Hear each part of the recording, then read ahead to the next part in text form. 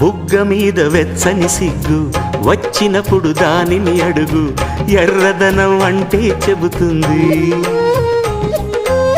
పెదవి కొమ్మ పూసిన పువ్వు అందమైన నీ చిరునవ్వు, తెల్ల రంగు అట్టా ఉంటుంది. నీలో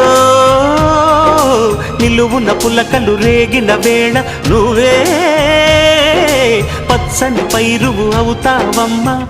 దిగులు రంగే నలుపు అనుకో, ప్రేమ పొంగే పసుపు అనుకో.